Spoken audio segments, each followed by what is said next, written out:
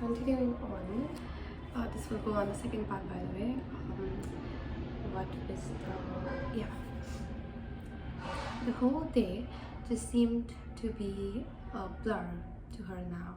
She barely had time to speak to Jerry, as they were both being pulled in opposite directions to meet great Aunt Betty from the back arch of nowhere, whom Holly hadn't seen since she was born, and Grand Uncle Toby from America, who had never been mentioned before but was suddenly a very important member of the family. And nobody told her it would be so tiring either. By the end of the night, Holly's jaw was sore from smiling for photographs, and her feet were killing her from running around all day in very silly little shoes. She desperately wanted to join the large table of her friends who had been howling with laughter all night, obviously enjoying themselves. Well, for some, she thought. But as soon as Holly stepped into the honeymoon suit with Jerry, her worries of the day faded, and the point of it all became clear. Tears once again rolled down Holly's face, and she realized she had been daydreaming again. She sat frozen on the couch with the phone still off the hook beside her. The hours just seemed to pass her by these days without her knowing what time or even what day it was. She seemed to be living outside of her body, numb to everything but the pain in her heart, in her bones, in her head. She was just so tired. Her stomach grumbled, and she realized she couldn't remember the last time she had eaten.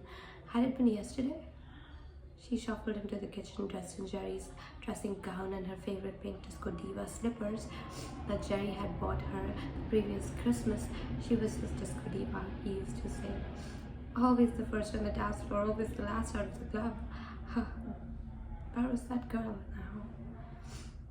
She opened the fridge and stared in at the empty shelves, just vegetables and yogurt long past its sell-by date, leaving a horrible stench in the fridge.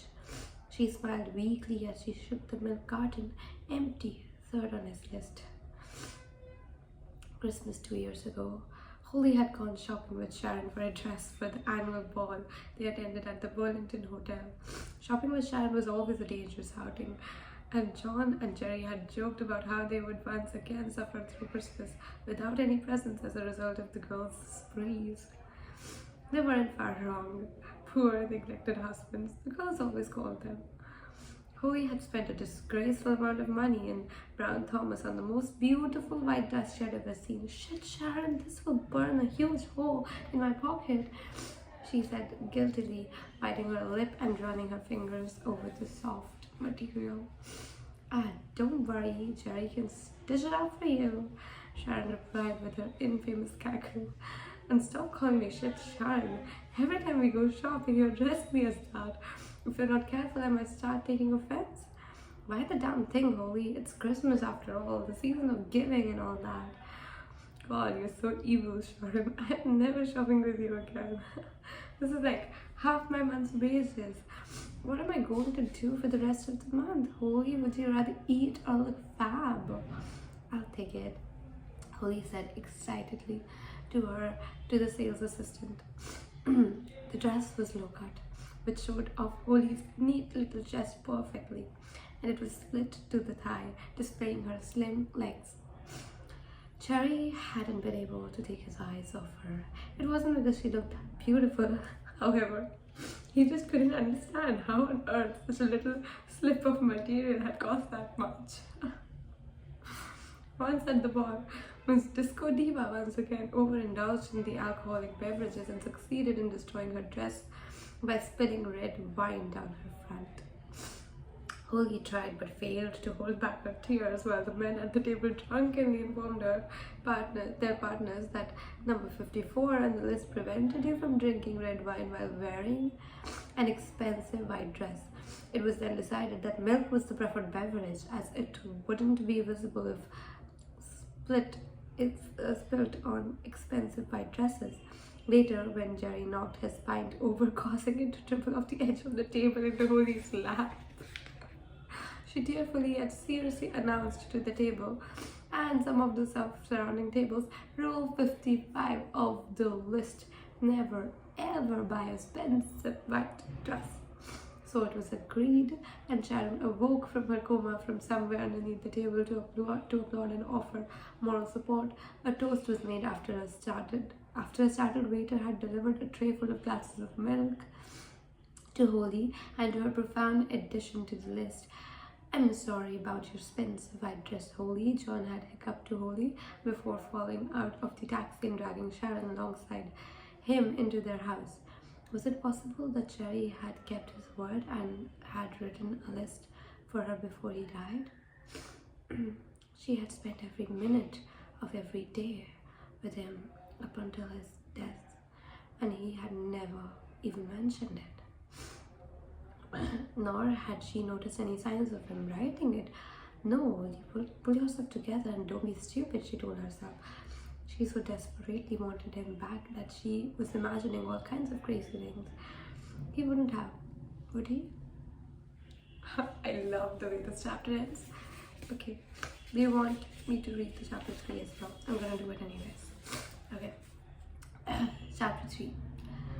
Holly was walking through an entire field of pretty tiger lilies. The wind was blowing gently, causing the silky petals to tickle the tips of her fingers as she pushed through long strands of bright green grass. The ground was soft and bouncy beneath her bare feet, and her body felt so light she was almost floating just above the spongy earth. All around her, birds whistled with their happy tune as they went about their business. The sun was so bright in the cloudless sky she had to shield her eyes, and with each brush of wind that passed her face, the sweet scent of the tiger lilies filled her nostrils. She felt so happy, so free. Suddenly, the sky darkened as the Arabian sun disappeared behind a looming grey cloud. The wind picked up and the air chilled. Around her, all the petals of the tiger lilies were racing through the air wildly, blurring her vision. The once spongy ground was replaced with sharp stones that cut and scraped her feet with every step. The birds had stopped singing and instead perched on their branches and stared. Something was wrong, and she felt afraid. Ahead of her in the distance, a grey stone was visible amidst the tall grass. She wanted to run back to her pretty flowers, but she needed to find out what was ahead. And as she got closer, she had bang, bang, bang. She quickened her pace and raced over the sharp stones and jagged-edged grass that tore at her arms and legs. She collapsed to her knees in front of the grey slab and let out a scream of pain as she realized what it was. Jerry's grave. Bang, bang. He was trying to get out. He was calling her name. She could hear him. Holly jumped from her seat to a loud banging on the front door. Holly, Holly, I know you were there. Oh, please let me in. Bang, bang, bang. Confused and half asleep, she made her way to the door to a frantic-looking Sharon. Christ, what were you doing? I've been banging on the door for ages. Holly looked around outside. She still not fully alert. It was bright and slightly chilly. Must be morning.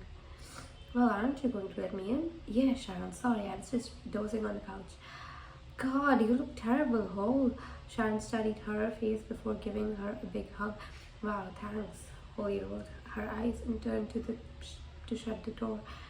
Sharon was never one to beat about the bush, but that's why she loved her so much. That's also why Holly hadn't been around to see Sharon for the past month. She didn't want to hear the truth. She didn't want to hear how she had to get on with her life. She didn't even know what she wanted. She was content to be miserable. It somehow felt right. God, it's so stuffy in here. When's the last time you opened a window? Sharon marched around the house, opening windows and picking up empty cups and plates. She brought them into the kitchen where she placed them in the dishwasher and then proceeded to tidy up. Oh, you don't have to do it, Sharon. Holly protested weakly. I'll do it. When? Next year? I don't want you slumming it while the rest of us pretend not to notice. Why don't you go upstairs and shower, and we'll have a cup of tea when you come down? A shower? When was the last time she had even washed?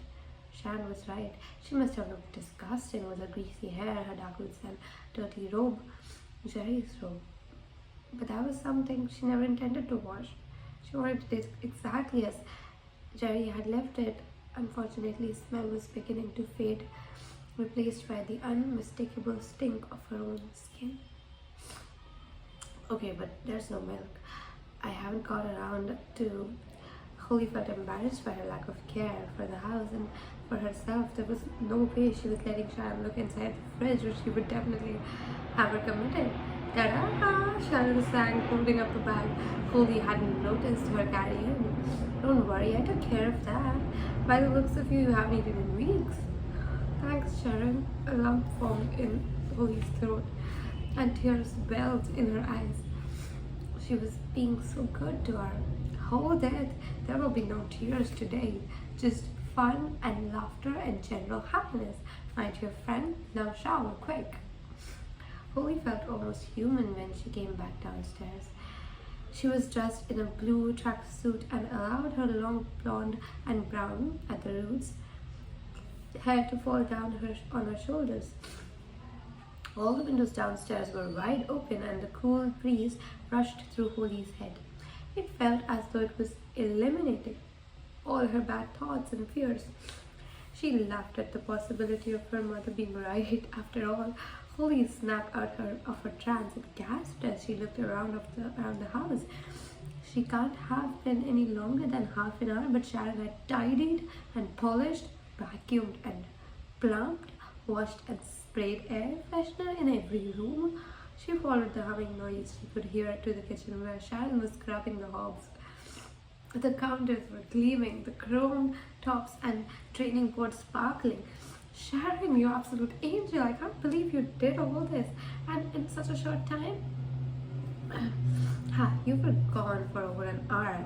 I was beginning to think you'd fallen down the plug hole. You would, and all the size of you. She looked Holly up and down. An hour? Once again, Holly's daydreaming had taken over her mind. Okay, so I just bought some vegetables and fruit. There's cheese and yogurts in there, and milk, of course. I don't know where you keep the pasta and 10 foods, so I just put them over there. Oh, and there's a few microwave dinners in the freezer that should do you for a while. By the looks of you, it'll last you the year. How much weight have you lost? Holly looked down at her body. Her tracksuit was sagging at the bum, and the waist tie was pulled to its tightest, yet still drooped to her hips. She hadn't noticed the weight loss at all. She was brought back to reality by Sharon's voice again. There's a few biscuits. There you go with your tea. That to go with your tea. Jammy Dodgers, your favorite. That did it. This was all too much for Holly. The Jammy Dodgers was the icing on the cake. She felt the tears run down her face. Oh, Sharon, she wailed, thank you so much. You've been so good to me, and I've been such a horrible bitch of a friend. She sat at the table and grabbed Sharon's hand. I don't know what I'd do without you. Sharon sat opposite her in silence, allowing her to continue. This is what Holly had been dreading, breaking down in front of people at every possible occasion. But she didn't feel embarrassed. Sharon was just patiently sipping her tea and holding her hand like it was normal. Eventually, the tears stopped falling. Thanks. I'm your best friend, Ho. I don't help you, then who will? If I don't help you, then who will? Sharon said, squeezing her hand and giving her an encouraging smile. Suppose I should be helping myself. Bah! Sharon spat, waving her hand dismissively. Whenever you're ready, don't mind all those people who say that you should be back to normal in a month. Grieving is all part of helping yourself anyway. She always said the right things. Yeah, well, I've been doing a lot of that. I'm all grieved out. You can't be, said Sharon, more disgusted. And only a month after your husband is cold in his grave? Oh, stop. There's plenty of that from people who want that. Probably, but screw that. There are worse things in the world that allow you to be happy again. Suppose. Promise me you'll eat. Promise. Thanks for coming around, Sharon. I really enjoyed the chat.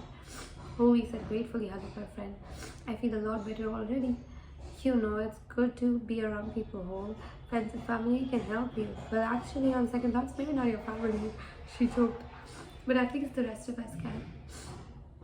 Oh, I realize that now. I just thought I could handle it on my own at first. Promise me you'll call around, or at least get out of the house once in a while. Promise. Holly rolled her eyes. You're beginning to sound like my mom. We're all just looking out for you. Okay. See you soon, Shan said, kissing her on the cheek. And eat, she said, poking her in the ribs. Holly waved to Sharon as she pulled away in her car. It was nearly dark. They had spent the day laughing and joking about old times, then crying, followed by some more laughing, then more crying again. Sharon had given her perspective too. Holly hadn't even thought about the fact that Sharon and John had lost their best friend, that her parents had lost their son-in-law, and Jerry's parents had lost their only son. She had been so busy thinking about herself. It had been good being with the living again, instead of moping around with the ghosts of her past. Tomorrow was a new day, and she intended on beginning it by collecting that envelope. Okay, I loved reading this chapter for you guys. Page 21 done. We'll be starting chapter 4. I know it's already like what it is already because I've read the book like multiple times. But yeah, chapter 4 it is. I've marked it. I've committed a reader's sin. I normally do it. I've marked it and we'll be reading it. Thank you.